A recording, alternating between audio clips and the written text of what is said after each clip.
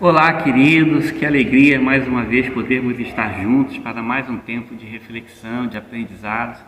Estamos estudando ao longo desse trimestre as lições que têm por tema liberdade, lições do Pentateuco para os nossos dias, e hoje chegamos aí à nossa 10ª lição que tem por tema: tomai a soma de toda a congregação dos filhos de Israel.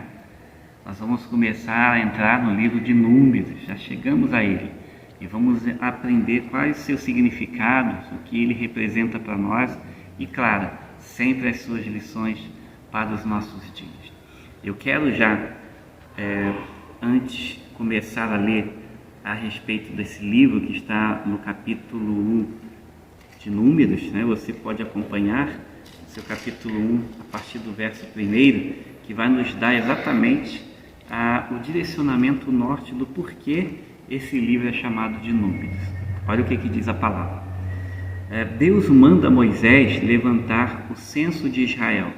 No 2º ano, após a saída dos filhos de Israel do Egito, no 1º dia do 2º mês, falou o Senhor a Moisés no deserto do Sinai, na tenda da congregação, dizendo: levantai o censo de toda a congregação dos filhos de Israel, segundo as suas famílias, segundo a casa de seus pais, contando todos os homens nominalmente, cabeça por cabeça, da idade de 20 anos para cima, todos capazes de sair à guerra em Israel.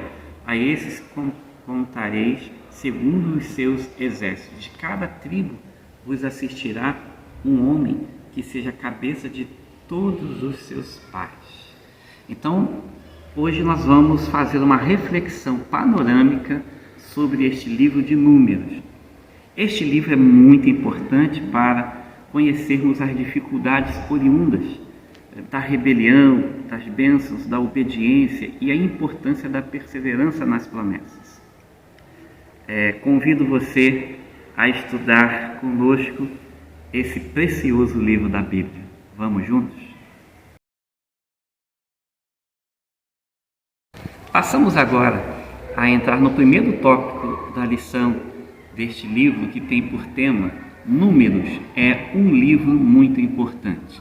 Eu faço essa defesa e tenho consciência disso, porque verdadeiramente Números é muito importante para a nossa vida espiritual.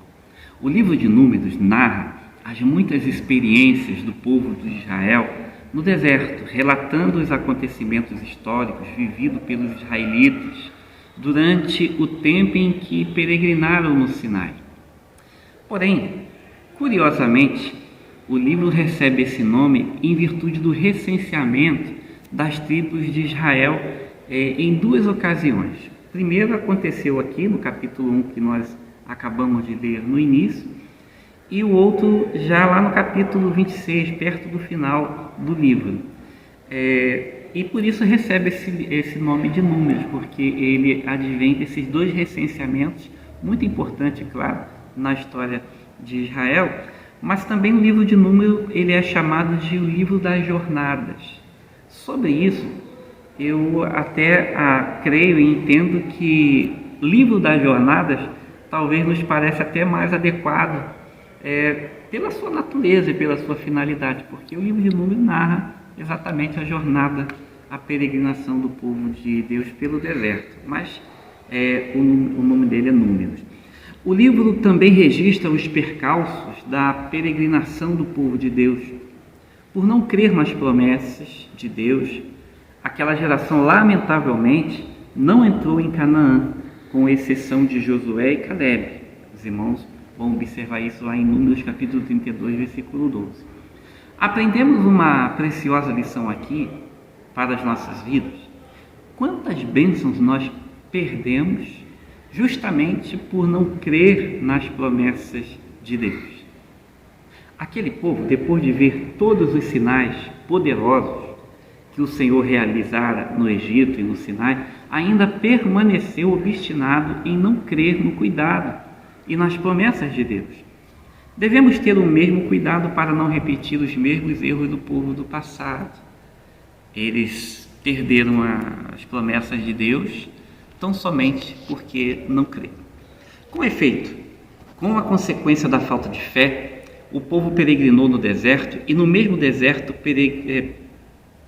pereceu como uma punição.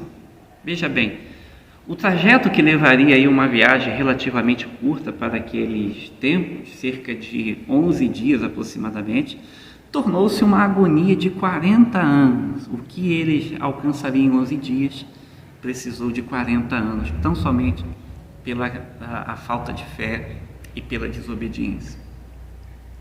Precisamos estar atentos nas promessas de Deus e em obediência a Ele, para também não perecermos em meio aos desertos que a nossa peregrinação neste mundo nos impõe. Essa é a lição.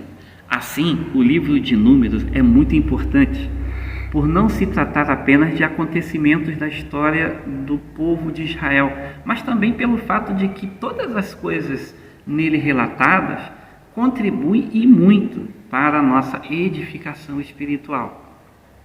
Podemos aprender preciosas lições até mesmo com os erros e fracassos dos filhos de Israel e evitar repeti-los em nossas vidas.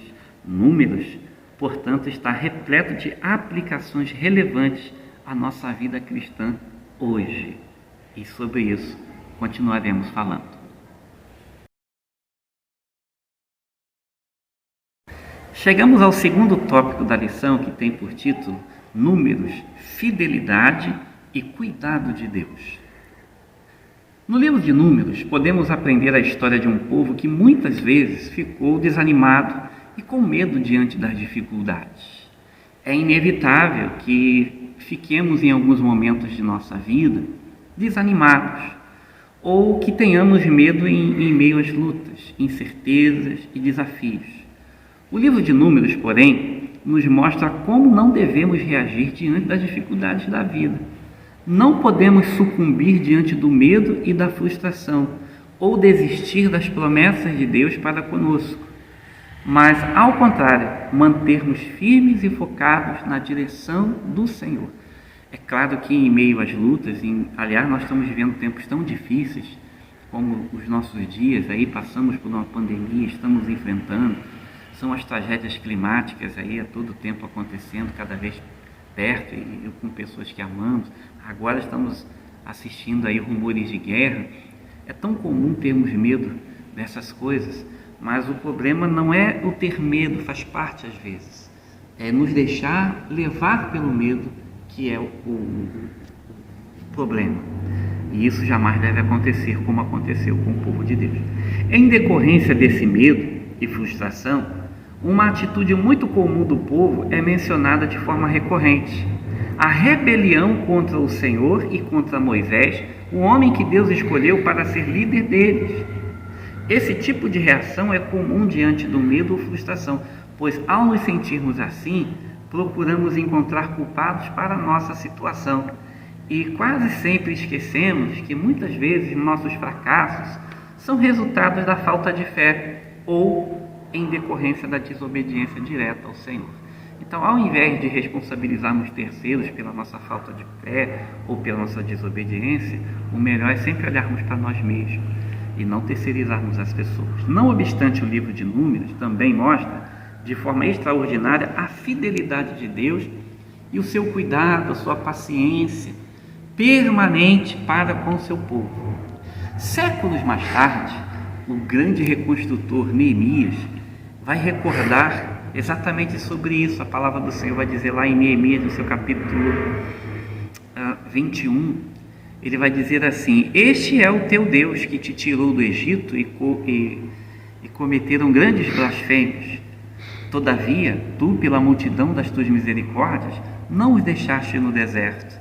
A coluna de nuvem nunca se apartou deles de dia para os guiar pelo caminho, nem a coluna de fogo de noite para lhes iluminar o caminho, e isto pelo caminho por onde haviam de ir. E deste o teu bom espírito para os ensinar, e o teu maná não retiraste da sua boca, e água lhes deste na sua sede. De tal modo os sustentaste 40 anos no deserto, nada lhe faltou, as suas roupas não se envelheceram e os seus pés não se incharam. Neemias 9, 18 a 21.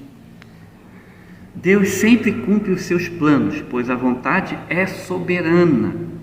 Como é bom servir ao nosso Deus. Ele é infalível em suas promessas, fiel em seu amor e poderoso para cumprir cada propósito em nossas vidas. É notável também a liderança e firmeza de Moisés. Muitas vezes o grande líder ficava impaciente ou indignado com as atitudes do povo. Porém, é inegável o amor e a dedicação que ele devotava àqueles a quem o Senhor ordenara que os tirasse do Egito. Por fim, embora Números registre as causas e as consequências da desobediência de Israel e seus respectivos fracassos, podemos perceber que nada disso frustrou os planos de Deus, pois no fim do livro vemos Israel nas fronteiras da terra prometida, para onde uma nova geração do povo espera entrar. Ou seja, apesar de todas as intempéries, lutas, dificuldades, desobediência, infidelidade, incredulidade, nós vamos ver sempre Deus conduzindo o povo para que os seus propósitos não ficassem pelo caminho.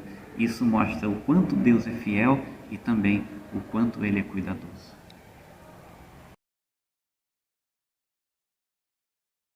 Chegamos então ao terceiro tópico da lição, que tem por tema Números, lições espirituais. Podemos aprender inúmeras lições no livro de Números, porém, pretendo apresentar aqui 5 lições.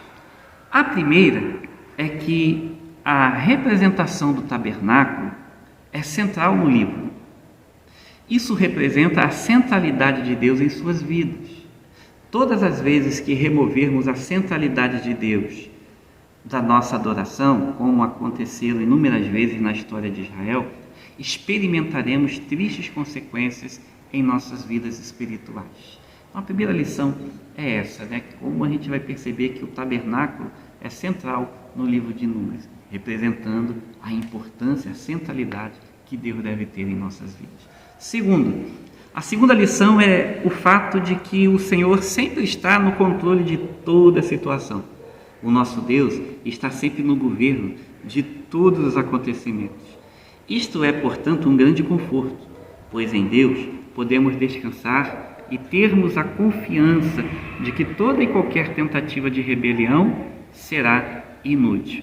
Então, apesar das rebeliões, apesar das incredulidades, apesar das circunstâncias, Deus sempre esteve monitorando todas as situações, como hoje em nossos dias.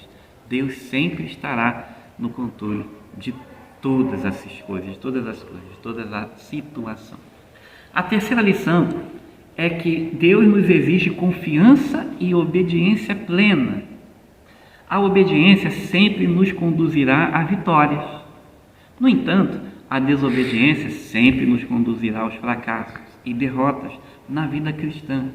Podemos dizer que na nossa vida se resume a isso: ou estamos em obediência ou estamos em desobediência. Os frutos da nossa vida demonstrarão se de fato estamos obedecendo ou não à vontade de Deus. A quarta lição é que a nossa vida aqui deve ser encarada como uma peregrinação, como uma grande jornada. E para tal precisaremos tirar lições a partir de cada etapa de nossa vida. As experiências do povo relatadas em Números nos mostram isso. Então, a nossa vida é uma jornada e cada etapa da nossa vida deve ser um aprendizado para a nossa maturidade e o nosso crescimento. Por fim, a quinta lição consiste no fato de que todas essas coisas foram escritas na palavra para a nossa exortação e ensino. E uma importante lição é que o pecado sempre constitui um problema que necessita ser tratado diretamente com Deus. Portanto, devemos estar sempre vigilantes a fim de que não morramos no deserto. Amém.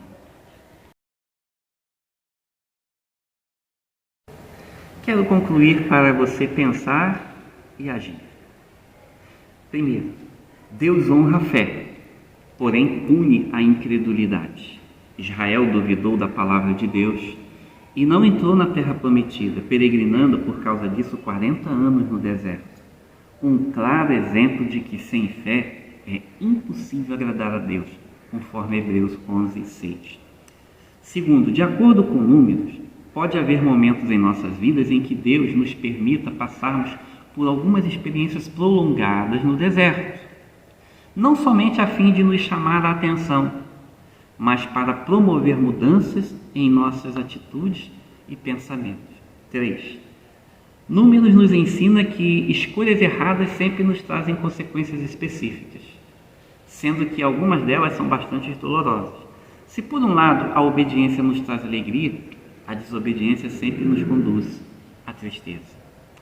E por fim, o livro de Números nos ensina que, embora tenhamos que experimentar o deserto, viver nele é uma questão de escolha. Deserto é lugar de passagem e não de morada permanente. Que Deus nos abençoe e nos ajude, que esta lição possa edificar as nossas vidas. Amém.